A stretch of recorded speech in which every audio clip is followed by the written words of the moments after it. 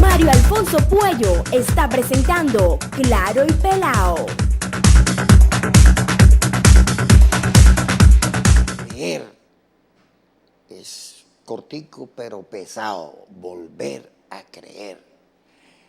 Con todo lo que ha pasado, volver a creer es tan difícil, pero hay personas que mantienen un optimismo y, según las propuestas, tienen la claridad de por qué podemos volver a creer.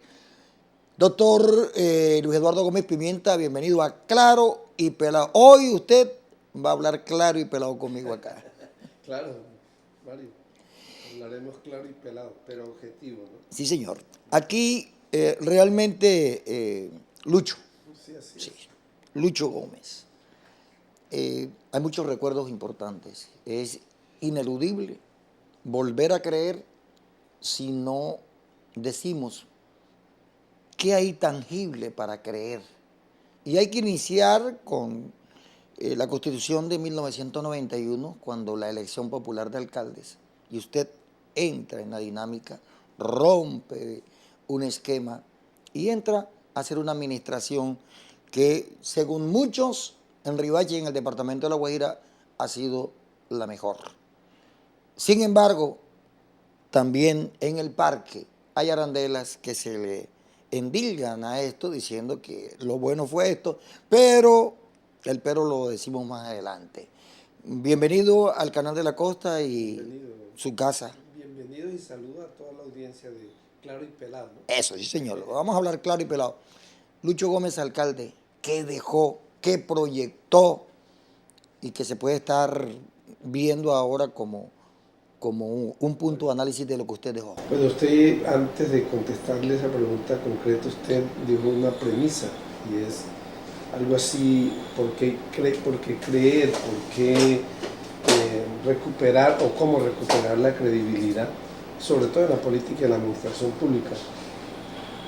Yo creo que ahí cuenta mucho en la historia de la persona, no solo su desempeño como administrador, sino su comportamiento personal, y ese comportamiento personal que va más allá de lo administrativo y llega a lo cotidiano. ¿Por qué creer en la propuesta de nosotros? Porque nosotros somos la negación de todo lo que ha llevado a la crisis político-administrativa del departamento. Yo no represento dinastía familiar. Nuestra propuesta política no tiene historia de fraude electoral. No hemos participado en el despilfarro de los recursos públicos y particularmente en los recursos de regalía. No tenemos relación con actores violadores de derechos humanos. No tenemos que ver con ejércitos privados. No hemos participado de monopolios. Nosotros tenemos unas tesis democráticas que implican que se debe hacer no solo como en el gobierno anterior, sino sobre todo en este próximo gobierno departamental, un gobierno de inclusión social y de inclusión política. La inclusión social significa que hay que invertir primero en la gente. La inclusión social significa que hay que cerrar la brecha, que hay que hacer algo que a algunos no les gusta, que a las minorías no les gusta, y es invertir en los pobres, que son la mayoría. Yo le podría decir que por razones ideológicas, pero también por razones religiosas, por mucho. Ustedes los cristianos reconocen o tienen como uno de sus principios rectores la prioridad con los pobres. Inclusión político-administrativa, porque nosotros no hemos estado inmersos o hemos fomentado el monopolio de la contratación. Entonces, esos antecedentes y esas prácticas y ese comportamiento indican que deben creer en nosotros, en nuestra propuesta. Nosotros trabajamos hasta donde lo permitieron los recursos de un municipio muy pobre en ese momento, lo que se llaman las líneas de desarrollo humano, que son las mismas líneas determinantes de la salud. Nosotros, a la gente le gusta el tema de la vivienda. Nosotros trabajamos el tema de la vivienda, que es el tema más, según Naciones Unidas, el tema más importante por resolver en el planeta, y en segundo lugar el del agua. el tema de la vivienda tiene muchas connotaciones, tiene que ver con la salud, la transmisión de las enfermedades del parasitismo gastrointestinal, tiene que ver con la cocina y tiene que ver con el baño, la transmisión de las enfermedades parasitarias de la piel tiene que ver con las condiciones de la vivienda, las dimensiones de la vivienda, particularmente de las habitaciones, tiene que ver con las infecciones pulmonares, el tamaño de la vivienda tiene que ver con el hacinamiento y en consecuencia tiene que ver con la promiscuidad y tiene que ver con el abuso sexual y otros elementos pues, de la salud mental. Y la vivienda tiene una cosa económica muy importante.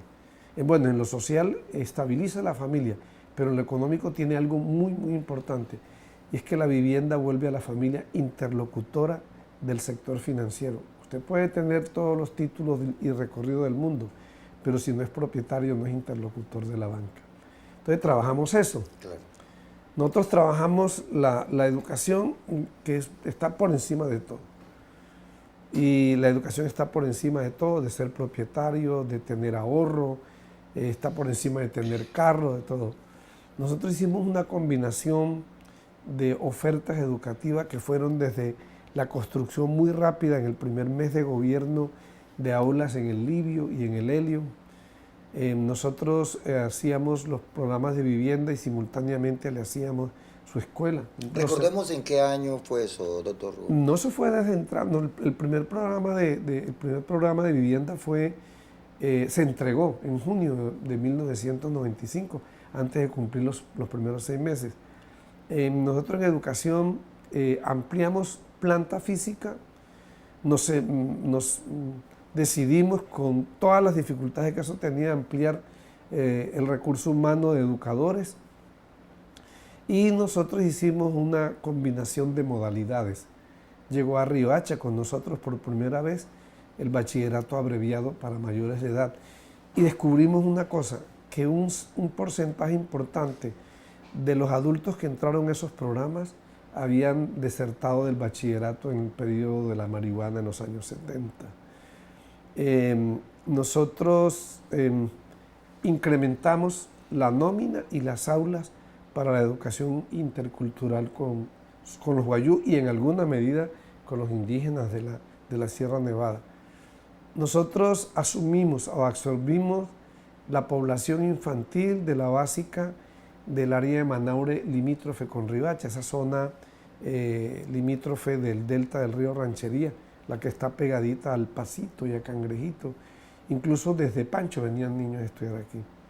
Nosotros hicimos algo muy importante para la educación de masas, que fue el convenio con la Universidad Jorge Tadeo Lozano para la profesionalización de los periodistas autodidactas. Bueno, me decía un colega de ustedes el otro día que comenzaron 30 y pico y se graduaron como que 10, 11. Ahí hacemos una pausa. Sí. Tómense el tintico, que está bien delicioso. Se terminaron graduando los que no ejercían.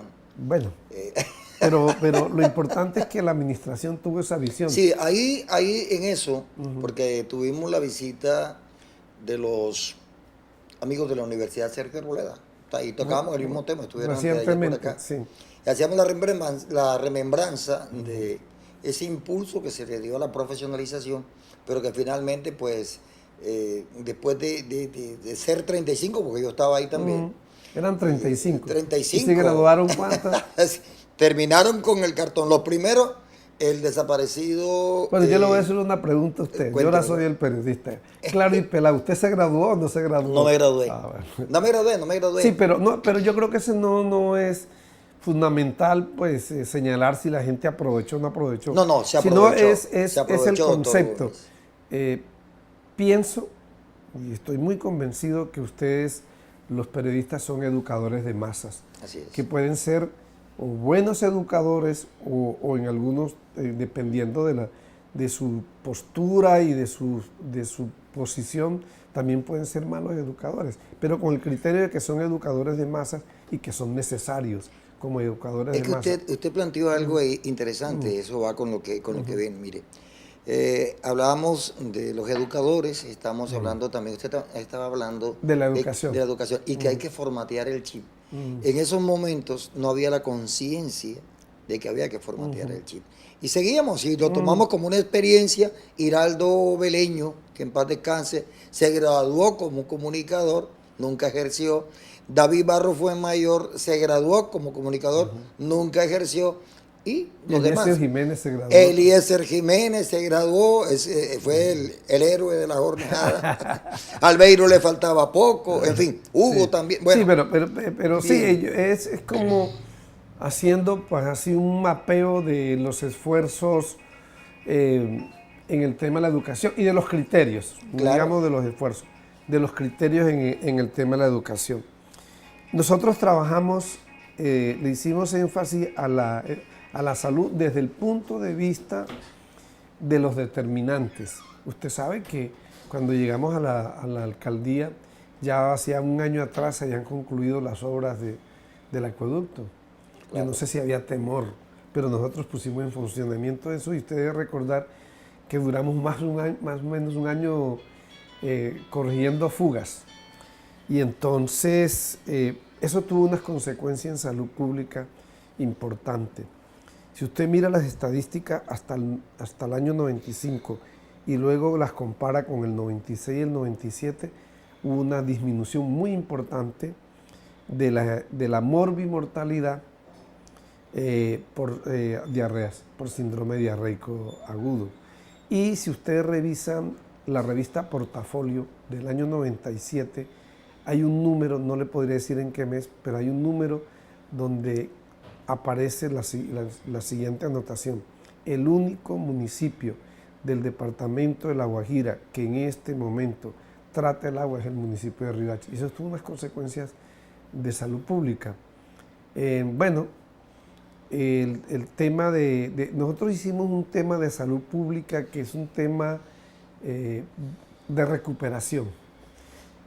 Nosotros con nuestras relaciones internacionales, comenzando la administración, conseguimos un equipo internacional de anestesiólogos y cirujanos plásticos europeos y en un programa orientado por los doctores Carlos Acosta y José Laos, nosotros hicimos la primera intervención de cirugía restaurativa en niños con malformaciones. Eso lo hicimos comenzando en 1995. El tema del deporte. Demostramos que lo fundamental en el deporte no es la infraestructura, sino el instructor. Como sucede en la educación en general, que lo fundamental no es el megacolegio, sino la calidad del educador. Así es. La calidad en conocimiento y la calidad en sus condiciones humanas del educador. Nosotros logramos que la Guajira obtuviera su más grande triunfo deportivo en la historia. Fue el Campeonato Panamericano Infantil de Ajedrez en Río de Janeiro, una niña residente en Maicao, que su padre, que era un instructor de ajedrez, pues digamos, casi que autodidacta, su papá, la trasladara todas las semanas acá bajo la batuta del profesor René Alonso. Nosotros en los primeros Juegos Escolares Nacionales, yo decía que había sido en Bogotá, pero en esto viendo un video, eso fue en Medellín. Están las imágenes de la delegación de los niños. Sí, sí. Ramón Molinet, que era el instructor de atletismo, que fue el primer instructor de una figura muy importante del atletismo mundial, Ana Fidelia Quirot, llevó 15 niños, y no solo de Riohacha, llevó de Dibuya y algunos del sur, llevó 13 niños. Y trajeron 11 medallas. 11 medallas. El rendimiento deportivo en atletismo más alto de esos Juegos. Nosotros hicimos trabajo cultural. Usted sabe que nosotros habilitamos y pusimos en funcionamiento el viejo edificio de la aduana. Sí, señor. Ahí fundamos el Centro Cultural Enrique Laleman, o Layeman, como decimos los riohacheros, y la Biblioteca de Ensila Escolar. Eso apenas salimos de la alcaldía, por ahí pasó un ciclón. Sí, señor. Ahí no quedó nada. Hicimos la primera edición de recopilación de los poetas de La Guajira, la primera antología de los poetas de La Guajira. Hicimos reconocimiento a gente que ha sido muy importante en la cultura, no solo de Riohacha, sino de La Guajira, allá abandonadas, no reconocidas, ignoradas, como el señor Jim Daza y como el cantautor Roberto Solano. Su primer reconocimiento en la vida le hicimos nosotros. En la antología de la poesía de La Guajira se publicó por primera vez nuestro premio Casa de las Américas. Miguel Ángel López. Sí, con el seudónimo de Vito Apuchana. Y recuerdo que había mucho comentario. Yo no tenía ni idea. Yo creo que el mismo Orlando Mejía, que fue el de la idea, que hizo la recopilación, no estaba seguro o no sabía. Decían que era un guayú muerto, que era un seudónimo de un riohachero, bueno, todas las especulaciones. Y resultó Miguel Ángel López. Entonces, también trabajamos ese tema. Nosotros trabajamos unos temas que son líneas del desarrollo humano y que son las mismas líneas determinantes de la salud. Bueno, hay otras cosas ahí que... Bueno, han pasado los años. Y, nosotros tenemos una concepción, primero es el desarrollo humano, después el desarrollo de las cosas. Pero hay inversiones y decisiones que tienen que ver con la infraestructura que redundan en lo siguiente y que redundan en lo económico. Mire, nosotros hicimos 1000 viviendas. 1000 viviendas, que fue el programa del orden municipal, y entregamos 1250 lotes con servicio. ¿En el DVD? Sí. Bueno, fue primero los cerezos, los negritos, Sí, dice la gente, como 124 viviendas. Nosotros hicimos un convenio con el Fondo Nacional del Ahorro, y las primeras las casas grandes de la Floresta fueron con el convenio con el municipio. Yo recuerdo que hubo objeciones, hubo reparo, como es natural en todas las obras, pero si usted compara las dimensiones de esa casa con las dimensiones del desarrollo de ese programa que hizo el Fondo de Vivienda posteriormente, como diría Meme Pimienta, ánima bendita, esas son unas cajas de fósforo. Una caja de fósforo. Que no es justo con una ciudad que tiene tanta oferta de tierra como Riohacha, y que tampoco se justifica desde el punto de vista ambiental. Lucho, bueno, este proyecto fue laureado, ¿no? Ese proyecto, yo lo voy a decir, hay como una sí y no, hay como una confusión de las cosas. Hubo un concurso del Ministerio de Desarrollo, de Vivienda y Ambiente. Y nosotros ganamos en vivienda, creo que en ambiente fue Manizales. Nosotros hicimos esa cantidad de casas y esa oferta de lotes con servicio, y eso fue en su momento el programa de vivienda del orden municipal más grande de Latinoamérica y el Caribe. Naciones Unidas considera que los programas de vivienda van desde ayudar a sacar los títulos, pasando por la entrega de lotes, la mejora de las condiciones de la vivienda, hasta la vivienda.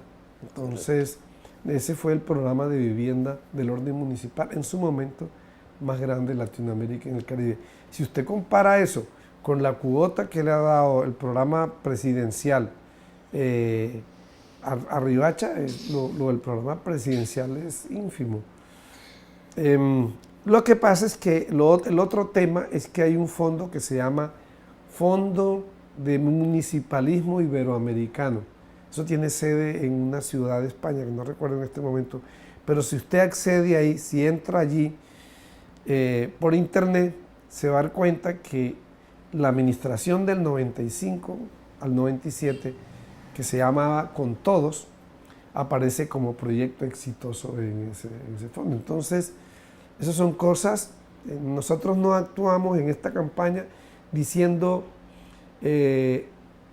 voten por mí porque yo voy a... No, acompáñenos porque nosotros tenemos unos haberes de administración con ciertas características y de inversión social que no tienen parangón en el departamento. Ya hemos sembrado nuestra tierra. Sí, yo creo que pero no es una siembra orientada que uno tiene que cosechar. Yo creo que ese es un deber. Ese es un deber de los funcionarios. Que creo que aún no se ha entendido el cambio de rol que tuvo el municipio y el alcalde a partir de la elección popular. Antes de la elección popular, el municipio era un administrador de cosas, del mercado, del matadero, administrador de otras cosas, de cosas físicas. Y a partir de la elección popular, esa función cambia. El municipio pasa de ser un administrador de cosas a ser un inversor de recursos para contribuir al bienestar de la gente y al desarrollo humano. Bueno, hay una cosa que fue muy importante para Riohacha y que usted la puede medir también, porque usted me habló de tangible. Claro, así es. Y es, mire, cuando se traslada el mercado, que entre otras cosas, ese mercado llevaba alrededor de 9 años construido y nadie se atrevía. Nadie le metió la mano. Se desembotelló Riohacha. Riohacha estaba represado ahí entre la calle 12 y la 13. Y a pesar de que en este momento hay una reinvasión del espacio público, la gente puede deambular. La gente le da temor pasar por ahí. La gente en la confluencia de las carreras sexta y séptima, después de las 6 de la tarde, pasaba pero en vehículos. Sí, señor. Y eso ayudó a que se despejara. Y se descongestionara la ciudad. Se despejara la ciudad y que creciera. Y que creciera. Hay algo ahí, pongámosle una pausa. El proyecto del Dividivi es a raíz de una circunstancia que estaba afectando a las comunidades adyacentes a la Laguna Salada. No. Una cosa es lo de la Laguna Salada y otra cosa... el Dividivi sí, correcto. Pero primero el Dividivi fue los cerezos. Los cerezos, negritos. con los negritos. Sí. Que fue la descongestión de los negritos que estaban acá en la zona donde se vende el pescado. Sí. Eso era una vergüenza pública. Sí, un cartucho. Y eso, yo regresé acá como a los 3 o 4 años de haber concluido mis estudios y vine a trabajar a Riohacha como médico general. Llegué el 9 de febrero del 78, viernes de carnaval, recuerdo. Y ya ese Chambacú chiquito estaba ahí. Sí, señor. Ahí estaba. Ahí estaba. Y era la ocupación del espacio público donde algunos riohacheros derivaban ingresos. Se tomaron el andén, se lo dividieron y le cobraban a los que vivían ahí. Si los que vivían ahí no eran invasores, eran arrendatarios. Sí, entonces no tenían poza séptica, no tenían baños, entonces orinaban y defecaban en bolsas allí, lo tiraban a la calle, se bañaban en la calle y en ese lodazal cocinaban. Entonces, eso quedó mucho más en evidencia cuando trasladamos el mercado. Claro, entonces, Lucho. Pero usted iba a hablar algo de claro y pelado. El claro y pelado es porque la gente dice, bueno, imagínate que Lucho, para sacar los negritos, los mandó al Quinto Portillo. Y a esta gente de la Laguna Salada también los excomulgó por allá. Hoy en día, ¿cuál es la realidad de esos 2 barrios que usted funda? Con la proyección de la ciudad de Riohacha. ¿Quién queda más central con lo que viene en la proyección de la ciudad? Con la variante del Dividivi que va a unir a la salida Maicao Universidad de La Guajira y con otras cosas. Nosotros abrimos eso. Nosotros hicimos un trazado que no correspondía a la planificación departamental ni municipal, sino que es lógico. Hay que hacer una conexión entre esa área y la salida de Maicao. Bueno, eso creció. Claro. Eso creció. Eso ahí entre el mercado viejo y la ciudad de la Dividivi hay por lo menos 10 programas particulares de vivienda. Bueno, como estamos hablando claro y pelado, yo quiero que usted me diga lo siguiente. Espere. Ajá. Mire, resulta que los que estaban en la Laguna Salada se fueron para el Dividivi. Al poco tiempo, nuevamente la gente en la Laguna Salada. Y bueno, ¿y qué pasó aquí? Si a ustedes los reubicamos para allá. Ustedes reubicaron los inquilinos. Porque los dueños somos nosotros. No, está equivocado. ¿Qué pasó ahí? No, está equivocado. Ahí hay una cosa de comportamiento de la población marginal y hay otra cosa que ustedes no saben. A los propietarios de la Laguna Salada se les dio vivienda y un lote adicional. Lo que pasa es que hay un comportamiento que es universal y es que las personas que han tenido vivencias marginales, es como el invasor.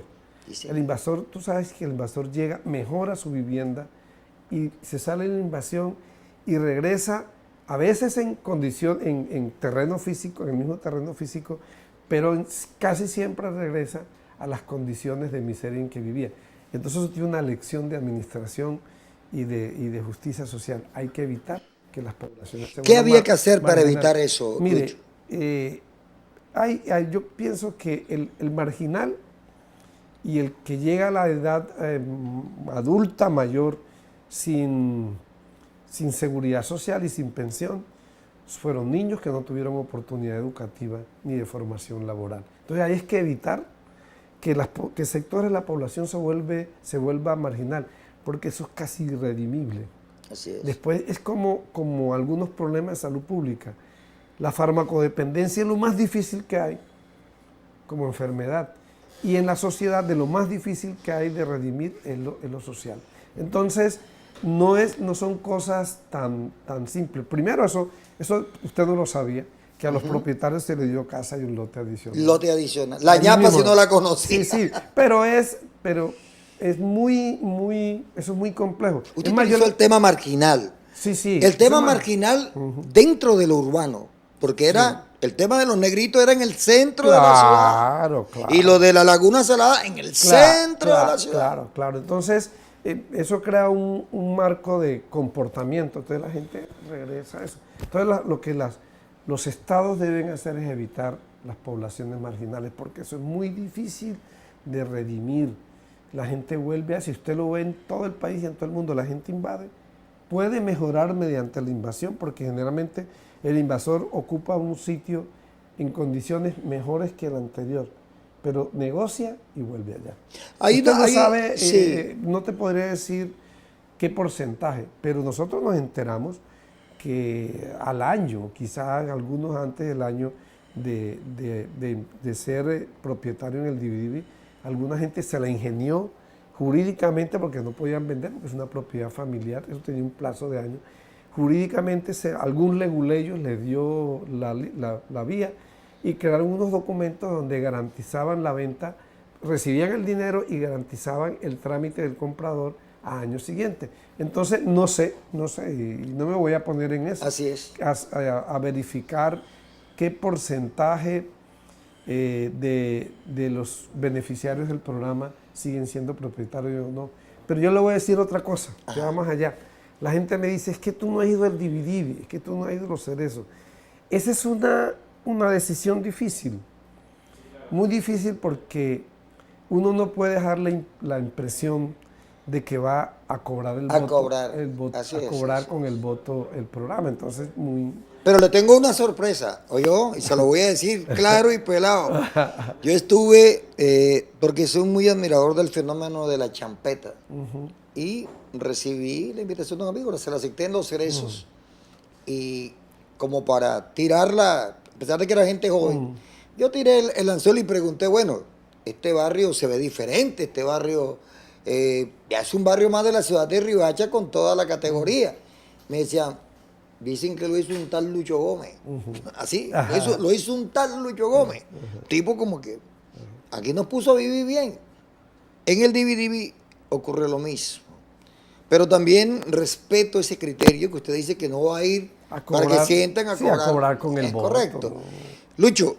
Yo creo que eso es algo de comportamiento, quizás de conciencia de la gente. Sí. Decir, bueno, tuve esta oportunidad, puedo tener la oportunidad de mejorar mi entorno, y entonces yo voy a poner un balance entre por quién voto. Si voto porque me ofrecen un sándwich en la reunión, o me van a comprar el voto, o pienso en el entorno y en el bienestar colectivo, entonces me voy por esta persona. Yo creo que en cuanto al tema de las estrategias de cómo le vamos a llegar a la gente, eso lo vamos a más adelante. Yo quiero terminar el capítulo ¿Cómo le vamos a llevar? pasado. Usted se está comprometiendo con mi campaña. No, usted, claro y pelado, usted está violando la imparcialidad del periodista. Claro y pelado le voy a decir. Todos somos amigos aquí en Asia. Pero de igual forma, hay algunas tendencias e ideologías políticas, así uno sea periodista, a las que uno le hace un seguimiento y uno analiza la perspectiva. Entonces miramos lo que se sembró, lo que viene dándose y la lógica, No, que da razones. No, yo le decía, ya fuera del humor, le decía a un colega suyo anoche, decía, no, que yo hago un equilibrio estricto, es igualito el tiempo, las mismas preguntas. Yo le decía, no, es que eso no es correcto, porque ante la injusticia social no se puede ser neutral. Así es, así es. Y hay algo más claro todavía, Lucho, mire, para cerrar el capítulo de lo que se sembró y de lo que ha venido germinando y ha proyectado a la ciudad. La gente decía, bueno, Lucho Gómez, una gran visión en el deporte, logros, en el tema de inversión social, también pues caras y rostros satisfechos de gente que no tenía esperanza en la ciudad, que eran estigmatizados, excluidos y hoy tienen calidad de vida a medias, porque usted no termina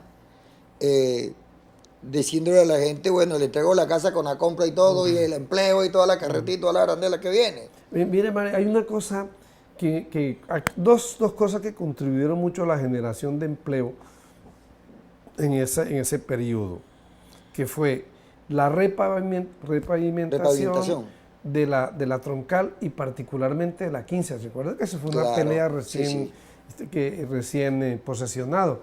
Que le puso un ultimátum al transporte pesado, particularmente a las mulas de carbón, porque ellos se resistían a repavimentar. Yo me acuerdo que Hugo Leones decía que esa era la avenida de la vergüenza, decía.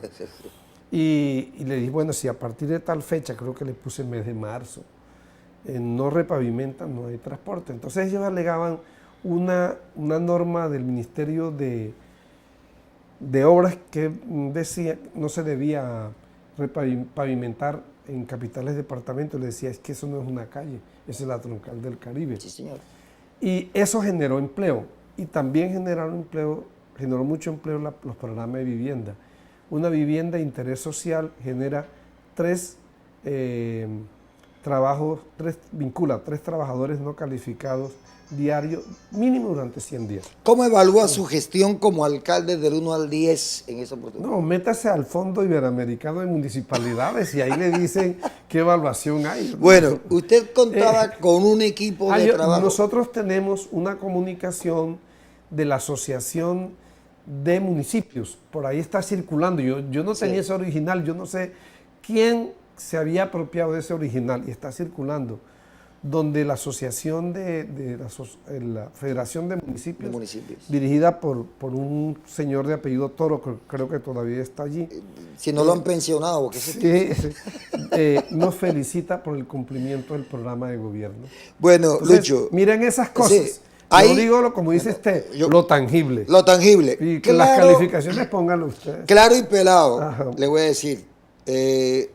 Lucho Gómez, el alcalde, el visionario, el líder.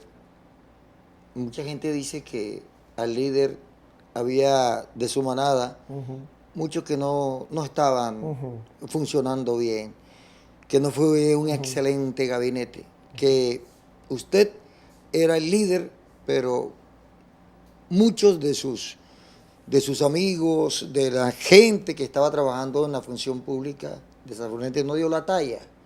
Es lo que recogemos de pronto, el único lunarcito que dice la gente que tuvo. Que Lucho era muy buena gente con sus amigos y sus amigos se aprovecharon de lo buena gente de Lucho. ¿Usted quiere que yo le conteste claro y pelado? Sí, claro y pelado. Mire, nosotros todos somos frutos de la sociedad en que vivimos y de nuestra formación ideológica, no científica ni profesional. Nosotros tenemos que gobernar con lo que nos produce la sociedad. Yo le voy a decir una cosa, nosotros en nuestra administración, que hizo tantas cosas innovadoras, solamente una persona estuvo en procesos así, digamos, serios. Sindicado de dos irregularidades, fue exonerado de una y tiene en casación la otra. Yo le voy a decir claro y pelado, usted sabe, así como el dedo, usted sabe, aquí hay un sector político que tiene 12 gobernadores sancionados en este momento y tiene una serie de profesionales que eran directivos o mandos medios sancionados. Así es. Eso si lo de nosotros es un lunarcito, ¿eso qué será? Una poza. Bueno, pero entonces, mire, pero es importante lo que yo Sí. le digo. Es decir, todo lo que se da en las administraciones, en las organizaciones sociales, en los ejércitos, en la iglesia, en la asociación, en los sectores profesionales, es producto de lo de la sociedad. ¿O usted cree que el elector en La Guajira no tiene responsabilidad en la crisis? Al que tiene elegir. por eso. Al elegir. Bueno, yo tengo otra reflexión, que eso sí es muy de mi fuero, como dicen en el lenguaje castrense, y es que todavía nosotros en esta sociedad no tenemos las condiciones de formación ideológica para hacer unas descentralizaciones internas en la administración pública. Todavía en estas sociedades hay que estar muy encima del equipo, es decir, que no debe ser lo democrático. Lo democrático es que si usted es el jefe de comunicaciones de la institución, yo confío en usted y usted tenga unos principios que lo conduzcan a desempeñarse como debe ser. Así es. Pero es así, no es ningún misterio. Entonces yo le digo, mire, nosotros tuvimos una persona que luego fue exonerada de un delito y tiene en casación el otro proceso. Y aquí usted vio una edición del Espectador, del Heraldo, de hace creo que fue en noviembre o diciembre, donde 2013. aparecen 5 gobernadores en problemas. Ah, sí. 5. Claro. ¿Quiere que le diga más? Claro y pelado. Bueno, ese es un buen argumento. No es un argumento, es la realidad. No. Es la realidad. Es un argumento Pero yo le digo, real. Yo le digo, Mario, que el problema no es tan individual, que el problema es de la sociedad. Es decir, nosotros hemos aquí en la región convivido con fenómenos masivos fuera de la realidad casi que permanentemente que llevan a ese tipo de comportamiento de los funcionarios. Es la sociedad en general, pero también puede ser la sociedad en particular. Hay mucho problema que es herencia del periodo de la marihuana. Aquí, le menciono uno, Sí. el sicariato. Aquí los problemas interfamiliares que llevaban a venganza, a vendetta, eran entre miembros de la familia. Un poco tribal eso, ¿no? Atrasado, pero era entre familiares y era como una especie de igualdad de posibilidades, ¿cierto? Y de una responsabilidad individualizada, pero el pago de sicarios para que mataran a otro, el asesinato de mujeres, de niños, eso no viene ahora con el paramilitarismo, eso arranca en La Guajira con la marimba. Entonces es una convivencia con una serie de fenómenos y fuera de la legalidad, que además tienen unos aportes ideológicos que coinciden con la ideología dominante del neoliberalismo. El neoliberalismo premia a la gente, estimula con el concepto de la competitividad y el éxito, induce a que la gente debe tener cosas materiales de manera rápida y a cualquier costo. El narcotráfico es lo mismo. ¿Qué premia o qué reconoce el narcotráfico? La opulencia.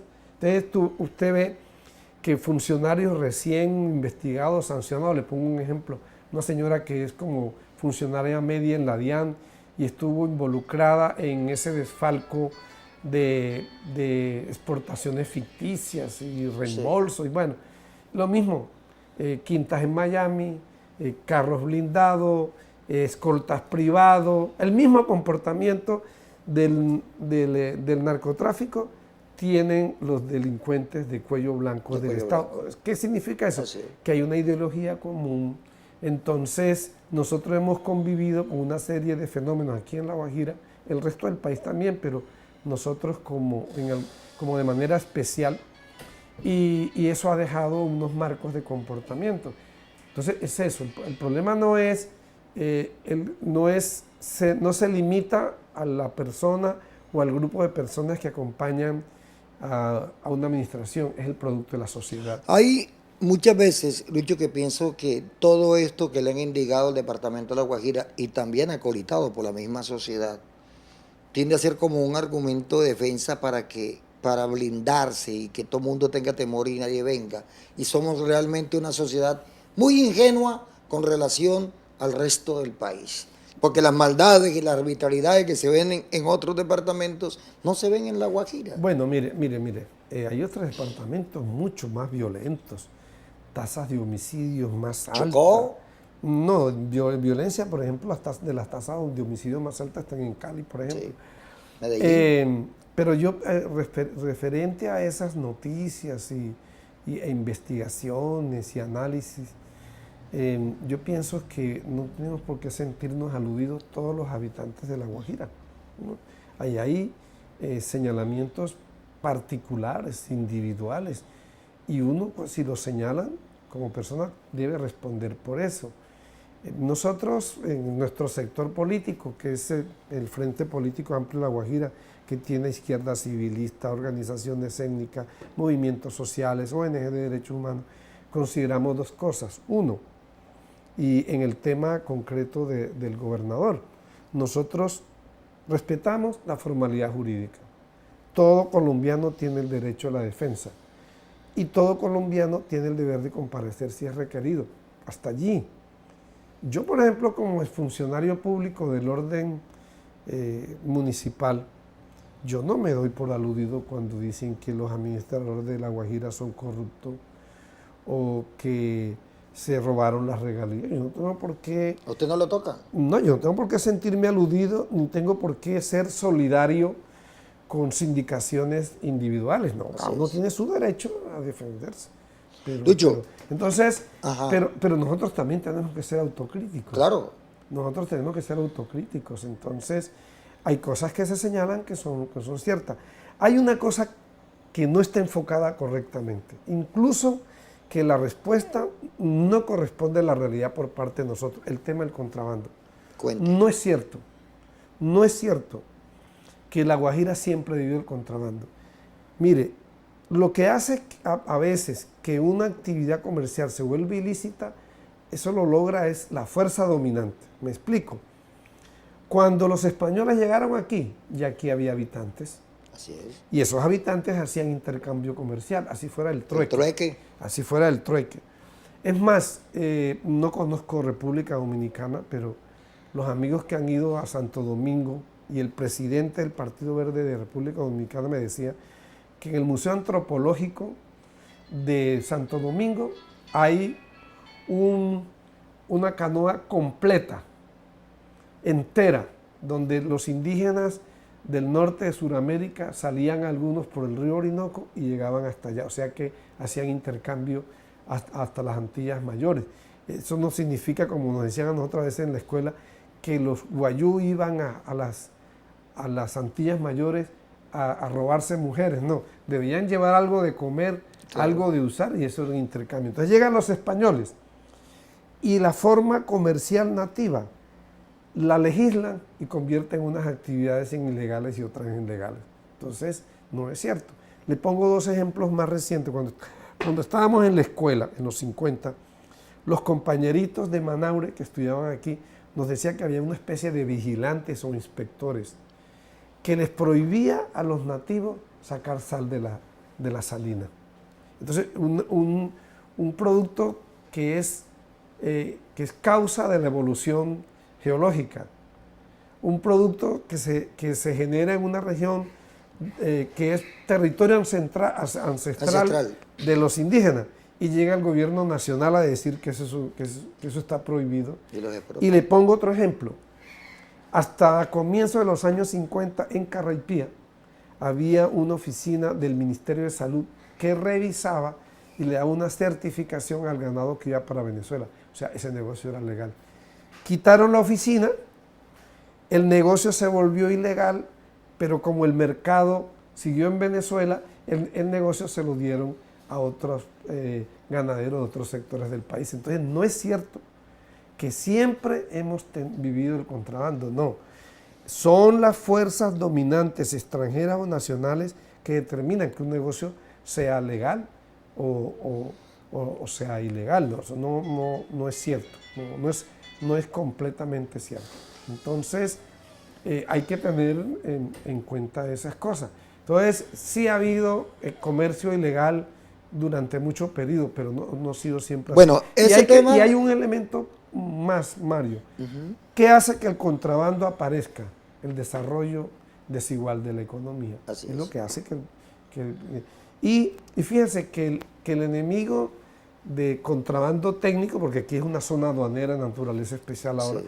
pero todo indica que hay contrabando técnico que registran menos de los que entran, entre otras cosas. Así es. ¿Cuál ha sido el enemigo? No ha sido la policía aduanera en la carretera, la apertura económica. Sí, señor. Y hay una cosa que queremos ampliar con la propuesta que usted tiene.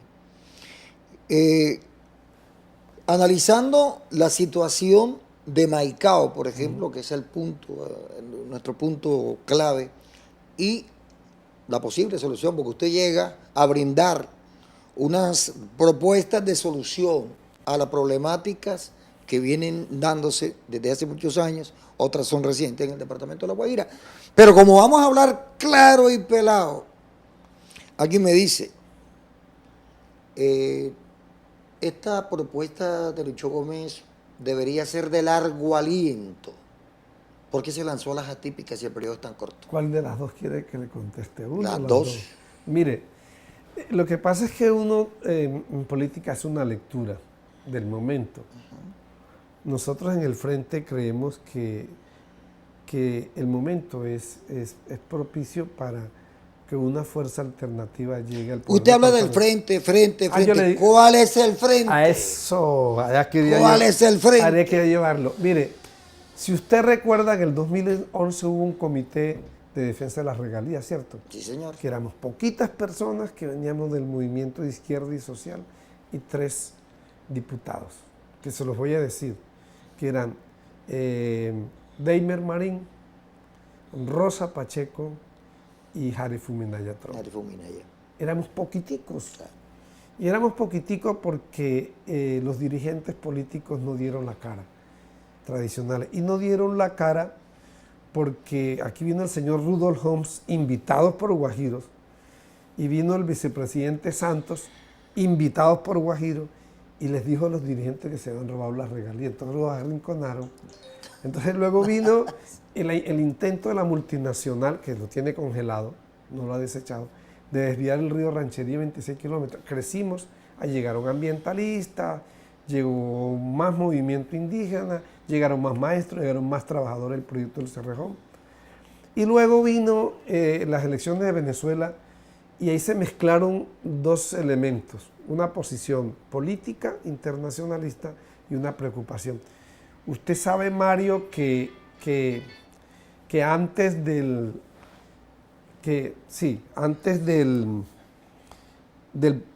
gobierno o del proceso bolivariano de los gobiernos de Chávez, la canasta familiar en Venezuela subsidiada era poquita. Era aceite, mavesa, crema dental y creo que pastas. Con el proceso bolivariano eso se amplió. Y de hecho, la canasta familiar de La Guajira ampliada siguió abaratándose. Usted sabe que la gente aquí ha sido beneficiaria de algunos programas, Barrio Adentro, la Operación Milagro. Yo le cuento, en el 2007, entre compañeros que vienen de la izquierda civilista y movimientos sociales de Bolívar, Atlántico, algo de Magdalena y Guajira, le entregamos a las autoridades sanitarias de Venezuela a más de 2.700 ancianos para cirugía. Entonces, esos antecedentes hizo que cuando se eligiera Maduro y se produjera esa inestabilidad que todavía se siente, la gente aquí se preocupara. Entonces se juntó esa preocupación del orden social por una posición internacionalista y de identidad con el proceso bolivariano. No chavismo, como la gente dice. Así es. Una confusión tremenda. Sí, bolivariano. Entonces nosotros creamos el Comité de Solidaridad con el Proceso Bolivariano, como respuesta a esas preocupaciones. Correcto. Bueno, y uno de nuestros fundadores, que es Miguel Ángel López, un día nos dijo el poeta, bueno, pero si nosotros estamos haciendo política internacional, hagamos política departamental. Entonces, ese comité se transformó en Comité en Frente Político Amplio de La Guajira. ¿Quiénes estuvieron en la cofundación? AICO. En ese momento el presidente era Ángel Roy, el secretario era Carlos Vanegas Barros. Alianza Social Indígena Independiente, en ese momento el presidente era Freddy Fuentes. La Organización Binacional de Mujeres Guayú, que persiste. Minga Indígena, que persiste. El Movimiento por la Constituyente Popular, que a nivel nacional era parte de Polo y cuando hubo la crisis se salieron. UP, el Partido Comunista, Marcha Patriótica, que su núcleo fundamental son estudiantes jóvenes de la Universidad de La Guajira, el capítulo Guajira de Red de Mujeres del Caribe, una ONG que trabaja la prevención del SIDA en la comunidad LGBTI, la comunidad de lesbianas, de gays, de bisexuales, de transexuales, intersexuales, unas organizaciones campesinas del sector de conejos, 16. Hicimos un primer encuentro en julio del año pasado, vinieron 2 figuras nacionales, vino Navarro Wolf y vino Piedad Córdoba. Hicimos un segundo encuentro, el 30 de noviembre del año pasado volvió Navarro, vino el director del periódico Voz Proletaria, vocero de la Marcha Patriótica, claro, que es un hombre que juega un papel muy importante en la salida negociada del conflicto, escribió un texto que se llama La paz es posible. Vino el secretario general de la CUT, de la Central Unitaria de Trabajadores, Tarcisio Rivera, que proviene del movimiento sindical de los maestros. Estuvieron 3 candidatos al Senado. Estuvo Wilder Navarro, que fue el candidato nuestro, que sacó la votación más alta de los verdes en el Caribe. Estuvo el abogado Evelio Daza Daza, es decano de la Facultad de Derecho de la Universidad Nacional y además se publicitó mucho cuando fue abogado de Diomedes Díaz. Claro. Estuvo Antonio López, candidato de los Verdes al Senado. Hicimos el segundo encuentro y ahí se proclamó la candidatura. Entonces yo soy, Alberto Palmarrosa y Miguel Ángel fueron candidatos del Frente a la Cámara avalado por la UP. Y Wilder Navarro fue candidato del Frente avalado por la Alianza Verde. Yo soy candidato del Frente avalado por la Alianza Verde y por la UP y con un apoyo público del Polo Democrático Alternativo. Eso tiene, ya sabe cuál es el Frente. Claro. Y además tiene una cosa concreta, que es plural. Ahí hay gente que viene del Partido Liberal y Conservador. Sí. Hay en ese punto para terminar el capítulo. Claro, es que ya quiero una respuesta mocha, pero.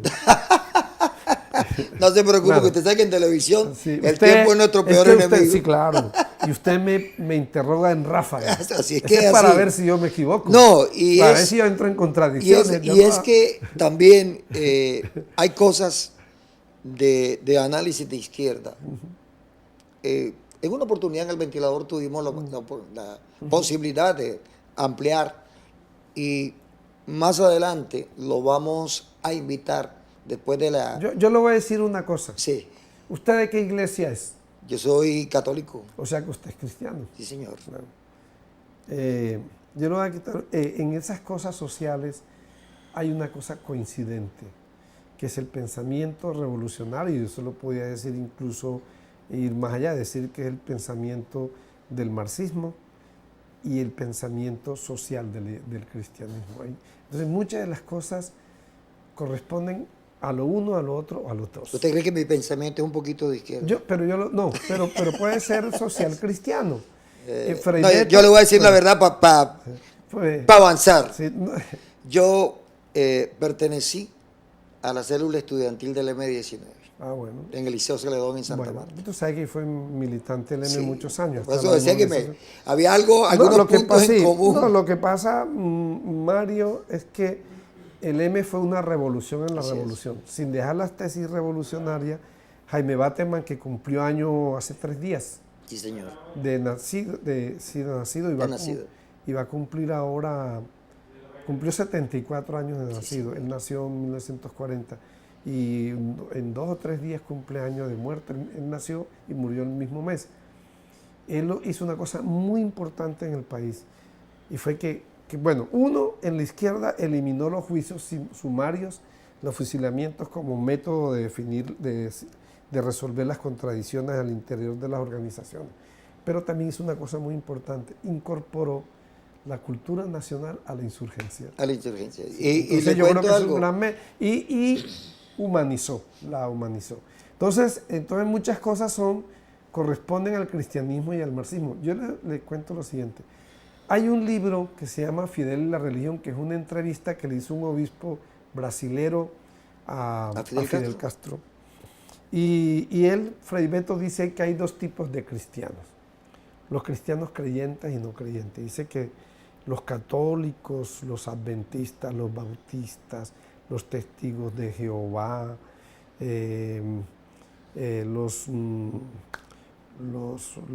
lo que los católicos llaman los hermanos separados, los protestantes y todas esas vertientes cristianas que han aparecido aquí. Hay muchas iglesias cristianas aquí que casi todas son de corte, de tendencia calvinista. Todos son cristianos creyentes. Y que los marxistas son cristianos no creyentes porque la doctrina social cristiana y la doctrina social marxista es la misma. Eso dice Fray Beto. Entonces, hay cristianos creyentes y cristianos no creyentes. Y eso da una confluencia en el tema social y político. De allí la teología de la liberación. Así es. Lucho, yo recuerdo que cuando estaba en el liceo, nosotros escuchábamos los cassettes de Jaime y había una cantidad de grupos, la JUCO, la JUPA, MOIR, trotskistas, la gente del M y los mamertos. Que no resultaron tan mamertos. No resultaron tan mamertos. Pero por eso le decía, lo vamos a invitar. Yo, a propósito de eso, yo lo voy a decir, ya me encontré con uno de los compañeros del M19 y de otra organización en la que yo estuve. Y muy radical. Yo estuve en sectores radicales realmente. Me dejo atender, doctor. Y entonces Mario, hablando, ¿no? Como el M hizo acuerdo, pero alguna gente muy reconocida se fue para tendencias de derecha, no solo del M, sino del EPL y del PRT y de la corriente. Bueno, se apartaron de la línea ideológica y de los principios. Entonces me dijo, fíjate, Lucho Gómez. Y nosotros que decíamos que los del Partido Comunista son mamertos, eran mamertos. Los mamertos resultamos nosotros porque ellos han persistido. Sí, ellos han persistido. Bueno, este tema, se les prometo que vamos a tener al doctor Luis Gómez Pimienta con otros amigos para este tema de la izquierda, que antes era un veto y que no se podía hablar porque realmente era un tema vedado. Ahora hay posibilidades de poder ampliarle a nuestros televidentes los fundamentos del sentido de la izquierda. Pero aquí hay algo importante con relación a los nombres que usted mencionaba, gente mayor, gente mayor.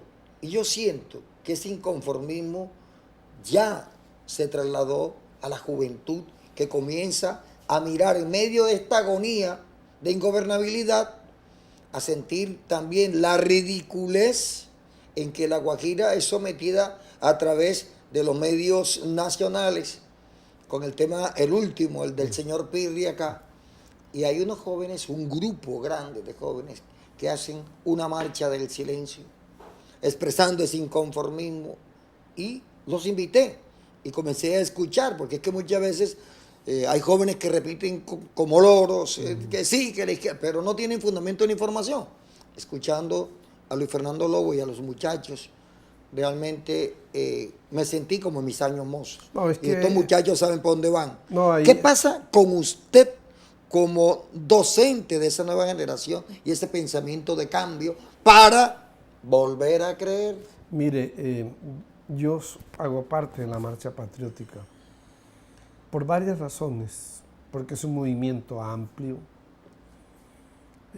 porque es un movimiento que tiene representatividad no solo del activismo social y gremial, sino del activismo productivo. Ahí hay una gran representatividad del movimiento agrario, de lo que sobre todo lo que llamamos los antiguos territorios nacionales. Y por otra cosa, ¿sabe dónde está la juventud activamente política en el país en la marcha patriótica. Por eso estoy ahí. Así es. Ese es uno, no para hacer catecismo, para tirar líneas, sino porque eso lo estimula a uno y en alguna medida uno puede transmitir, por un lado, experiencia y conocimiento, pero también la muestra de la persistencia, que eso es importante, porque es que la juventud es muy escéptica y tiene razón. Pero también la juventud ahora, por las modificaciones curriculares, la juventud es desinformada, ¿ya? Entonces, tú sabes que hubo unas reformas curriculares que partieron desde los años, finales de los 60, que redujeron la historia, enseñanza de la historia, redujeron la enseñanza de la geografía, quitaron la lógica en la filosofía. Tú sabes que la lógica es la herramienta que le da uno para deducir, para llegar a la conclusión de lo que no está claro en la conversación o en la imagen. Ver más allá de lo que, llegar más allá de lo que se está oyendo o viendo. Incluso quitaron el francés. Y recuerdo que el texto de francés era lengua y civilización francesa. Y en la civilización francesa, así fuera rapidito, el libro de Jean Monnet hablaba de la Revolución Francesa. Entonces, eso no es un defecto, no es una responsabilidad, es una condición que tiene la juventud ahora por las reformas curriculares que no le permiten tener una información para llegar a ser crítico ante la realidad, y además por ese bombardeo de la sociedad de consumo a la que lo somete el modelo neoliberal. Entonces, eso es lo que pasa. Pero hay, por ejemplo, en Marcha Patriótica, incluso los voceros. Creo que los únicos dos voceros maduros ahí son Carlos Lozano y Piedad Córdoba. Lo demás, el profesor Tolosa, que lo cogieron preso de la manera más infame y lo soltaron. Jairo Andrés Rivera, David Flores, jóvenes, muy jóvenes. Gente que la mayoría está por debajo de los 28 años. Entonces la juventud está allí. Bueno. Y Luis Fernando Lobo, en algunos escenarios, eventos nacionales, yo lo vi. Ese es un nuevo cuadro político de La Guajira. Yo le he estado asesorando y haciéndole, dándole algunos consejos y marcándole algunas líneas a Luis Fernando. Me parece un buen cuadro y que tiene aceptación dentro de la juventud. Y tiene formación. Luis Fernando tiene formación política y formación académica. Sí, señor. Él es sociólogo. No se deja meter el dedo en la boca. Como estamos hablando claro y pelado, vamos a unos mensajes de mucha importancia porque vamos a desgranar la mazorca. ¿Por qué volver a creer es respetar la propiedad pública, la ciencia y la tecnología, la salud justa y oportuna, política y binacional, reparación de regalías? ¿Por qué se come eso? Ya venimos, porque seguimos hablando claro y pelado en el canal de la Costa. Mario Alfonso Puello está presentando Claro y Pelao.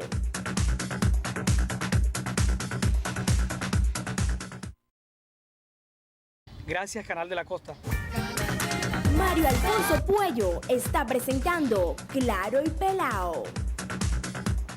Bueno, estamos hablando claro y pelado. Hay ocupaciones, que ahí está la gente llamando porque quiere tener al candidato en su casa.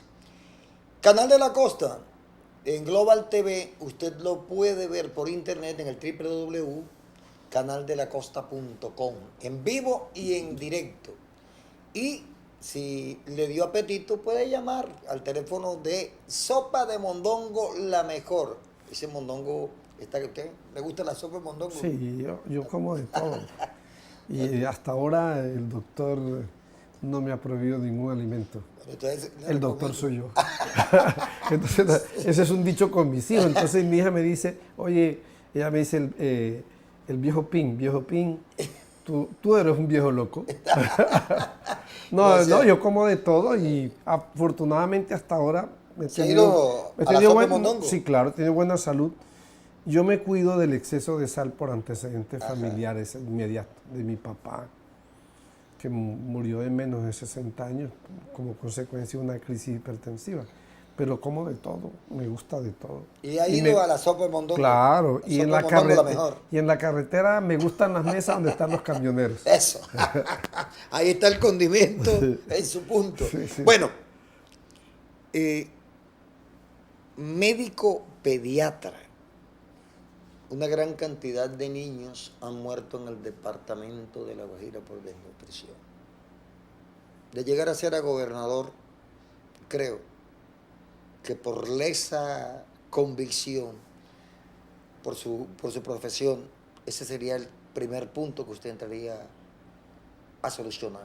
¿Cómo se soluciona? ¿Qué diagnóstico tiene usted de esto? Me está hablando que hizo un recorrido por la Alta Guajira, viene sobredimensionado de la problemática de las comunidades indígenas. ¿Qué hay de esto? Primero, a mí no me han conocido en la Alta Guajira como político, sino como trabajador de la salud. Conocí la Alta Guajira en 1980 cuando era jefe de programas médicos especiales. Ya esa estructura no existe.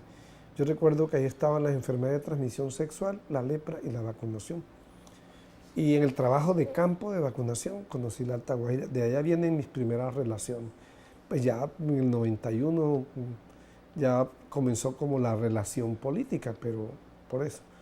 Me conocen porque fui el responsable del control de la epidemia del cólera a nivel nacional y nosotros hicimos una inversión especial en La Guajira porque era de los puntos más críticos, abordado desde el concepto de que la transmisión importante en La Guajira no era por las comidas no cocidas, como mariscos y pescados, platos no cocidos, que son más del Pacífico, sino por el transmisión a través de las condiciones del suministro de agua.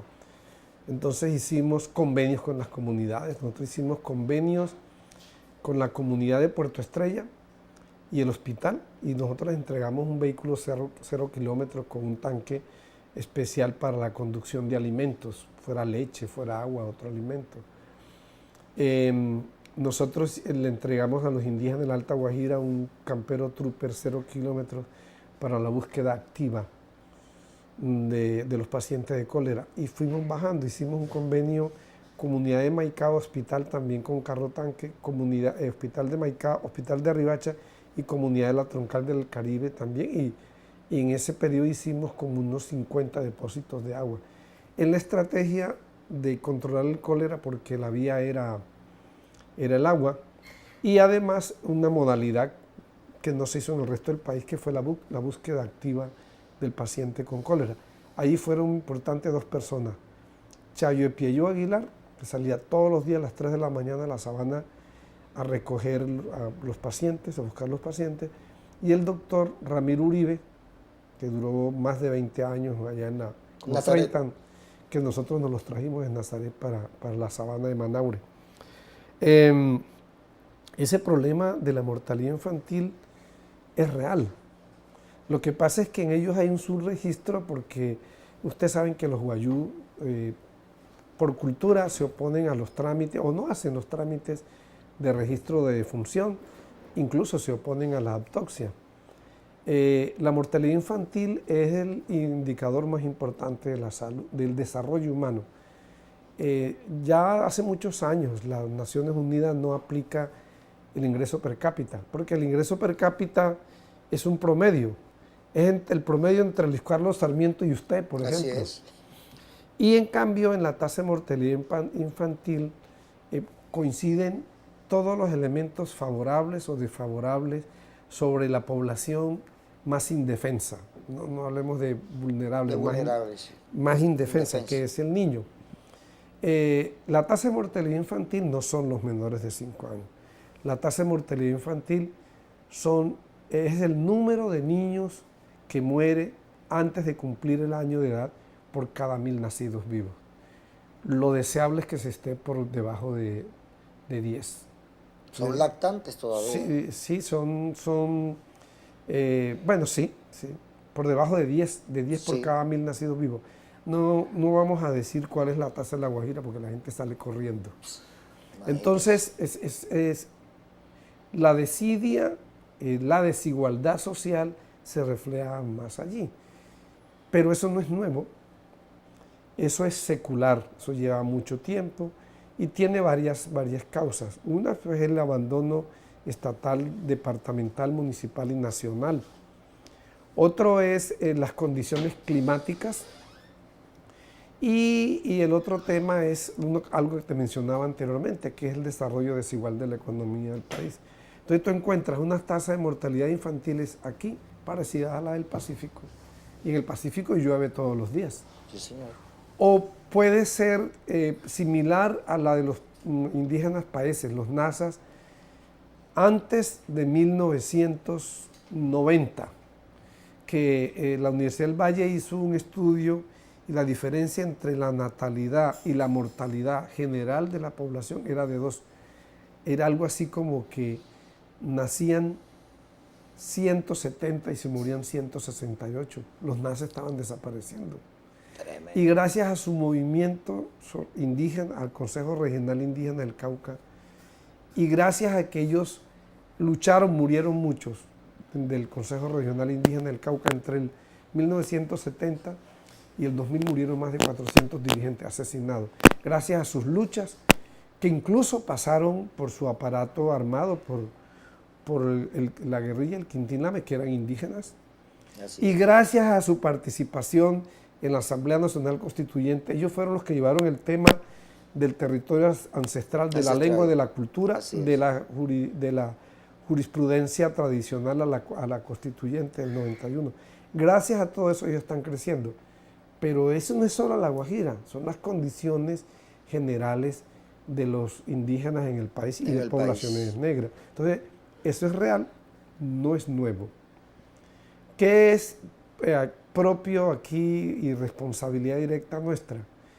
Que el tema del hambre se ha convertido en una bandera política. Así es. Entonces se hace campaña porque se tiene al director o directora de bienestar familiar. Se hace campaña porque se crean hogares o se lleva el programa o se llevan las bolsas con los mercados, las bolsas con la harina a los sitios donde la gente vota tradicionalmente por un candidato.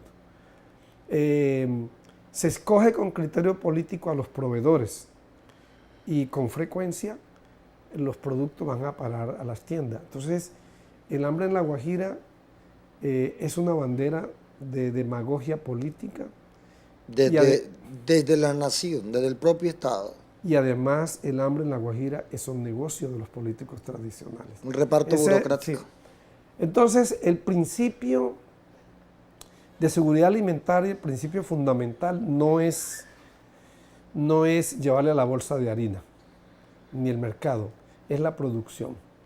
Ahora, en este momento de agudización de esa realidad, hay que tomar medidas de choque. Nosotros como sector político, democrático, con relaciones internacionales y con relaciones que deben ponerse al servicio de la gente, que lo hemos hecho en otros escenarios, que lo hemos hecho con el deporte, que lo hemos hecho con la cirugía plástica, que lo hemos hecho con becas. Nosotros tuvimos una conversación formal con el gobernador del estado Zulia y acordamos 2 cosas. Cooperación alimentaria internacional que iría más allá de Venezuela, del apoyo de Venezuela, y plan binacional de agua, que es un plan que consiste más en distribución y en depósito, porque ellos tienen una infraestructura con el suministro de agua pegada a la línea fronteriza. Esas son medidas de choque. En lo otro tiene que ver, Estamos hablando del río Limón, ¿no? o el guasare, ellos dicen más guasare, El Guasán. ellos utilizan más el término guasare. Como nosotros, los ribacheros viejos, no decimos el Valle de los Cangrejos, El Valle de los Cangrejos. Calancala. Así es. Ajá. Y no decimos el río Ranchería, sino el Riito. Bueno, ellos dicen el Guasare. Pero hay unas cosas, Mario, que tienen que ver más a mediano y a largo plazo. Es cierto que la productividad alimentaria en La Guajira es difícil, pero es posible, pero La Guajira puede generar todos los productos de la canasta para una dieta balanceada. La Guajira, la Alta Guajira, tiene tradicionalmente la cría de caprinos, que es un animal adaptado a las dificultades de de la pobre precipitación pluviométrica. A diferencia de los otros animales que almacenan el agua en el músculo, el chivo lo almacena en la grasa. La grasa. Bueno, ahí en ese punto que usted se lo póngamele. Pero espérele, Antes que se me vaya, Le completo la idea, sí, ya casi tengo que me están esperando. Vea ya, bueno, ¿cómo se sabe? entonces fíjese, Mario, la pesca. Ajá. ¿Qué es lo que necesita la pesca? Desarrollar la pesca artesanal avanzada y las cadenas de frío y de transporte y también de comercialización. La caza, todo eso es proteína animal, pero hay proteína vegetal. Las leguminosas de nuestra zona seca, el quepechuna, el frijolito guajirero, la capsaria. Usted no conoce la capsaria. La capsaria es como un frijol casi planito, blanco, que lo preparan como en sopa en la Alta Guajira. Hay que ir. En la Alta Guajira hay un guandul que es verde y es más o menos el tamaño de la cabeza de un fósforo. El verde, sí. Sí lo conozco. Y hay otros que yo no soy experto en cultura guayú, no voy a cañar aquí a la gente, pero me entiende. Y hay una producción de cítricos, pero todo está condicionado a las lluvias. Entonces, la lluvia limita la productividad. ¿Y qué puede contrarrestar ese fenómeno? La tecnología. Entonces, una de las cosas que se debe hacer, que es el tema de educación, que puede contribuir a eso, es la modificación curricular que solo permite la ley, que introduzca en las escuelas de la Alta Guajira, sobre todo, tecnología de producción alimenticia y manejo del agua de consumo humano. Yo se la dejo allí. Así es. Me despido porque me están esperando. Y la democracia es hablar aquí, pero también oír a los otros en otras Bueno, partes. De izquierda, médico pediatra, con una amplia credibilidad por lo que había hecho. ¿Por qué fue asesor de los políticos tradicionales? No, yo no he sido asesor de ningún político. Cuando vino con Yolima Carrillo una campaña... No, yo nunca he hecho... ¿Qué función? No, yo nunca he hecho política. Vamos a hablar claro y pelado. No, yo nunca he hecho campaña con Yolima. No, una vez... Pero ya le digo, a gobernación. ya le digo. ¿Era Lucho Gómez está de asesor? Yo le digo, no, de asesor no. ¿Qué era? Yo hice varios acuerdos. Por ejemplo, a pesar del hecho histórico del fraude electoral del 91, en el 2000 hicimos un acuerdo con el doctor Jorge Ballesteros. Y ese es un ejemplo, esa es una lección. Nosotros no podemos hacer política con revanchismo. Así es. Por eso me parece terrible, muy erróneo, negativo para la Guajira, votar en contra de. Entonces algunos dicen, mirando el retrovisor. Pero esa fue la campaña que te hizo el fraude en el 91, sí, pero me parece la mejor opción. Incluso después de una lucha de 3 años y medio le recuperó la credencial. Nosotros hicimos un acuerdo ayudamos en una campaña y le aportamos una votación importante en ese momento a DM19 a Micael Cotes. ¿Saben qué nos ayudó Micael Cotes? En la recuperación del IDEMA. Y no era parlamentario de la Guajira. Y vino un familiar de él al despacho diciendo, mire, Micael Cotes de madre camaronera, él se ha dado cuenta cómo es tu gestión y quiere ayudarte. Entonces, ¿en qué quiere que te ayude? Y le dije, no, vamos a recuperar el IDEMA, que eso es del municipio. La persona y nosotros que más hicimos obras de infraestructura deportiva en el departamento de Magdalena fue Micael Cotes. Sí. Y además es un tipo muy aficionado al softball. Y yo participé voluntariamente, no me buscaron, no fui asesor. Yo vine a la campaña de Miguel Murgas, porque me parecía la mejor opción. Y los hechos me dieron la razón. Porque en ese periodo en que Miguel perdió las elecciones, ejecutaron más de 2 billones de pesos de la gobernación, del departamento, y usted no los ve. Así es. Entonces, yo de todas maneras, ese era un punto que había que tocar. La única asesoría como tal que he tenido y consultoría ha sido con el Organismo Andino de Salud, que tiene su oficina principal en Lima. Pero asesoría política nunca. Yo no soy un politólogo, yo soy un luchador social. Bueno, yo le traslado interrogantes propios y de la comunidad. Por eso estamos hablando claro y pelado. Y era la cerecita para el pastel. Lucho, nos va a hacer una promesa pública. antes de terminar todo, va a regresar nuevamente al Canal de la Costa para hacer una evaluación de la campaña. Con el mayor de los gustos. Esta es su casa. Gracias. Yo sé Y- que es así. ¿Será que volvemos a creer en el deporte, en vivienda, en salud, en empleo? No, no mire la promesa, no mire la propuesta, mire la práctica anterior. Vale. Para volver a creer. Aquí estuvimos con Luis Eduardo Gómez Pimienta, Lucho Gómez, Claro y Pelao, con todos ustedes en YouTube, este programa, para que vuelvan a creer en la política en el departamento de La Guajira. Nos vemos. Muchas gracias. Mario Alfonso Puello está presentando Claro y Pelao.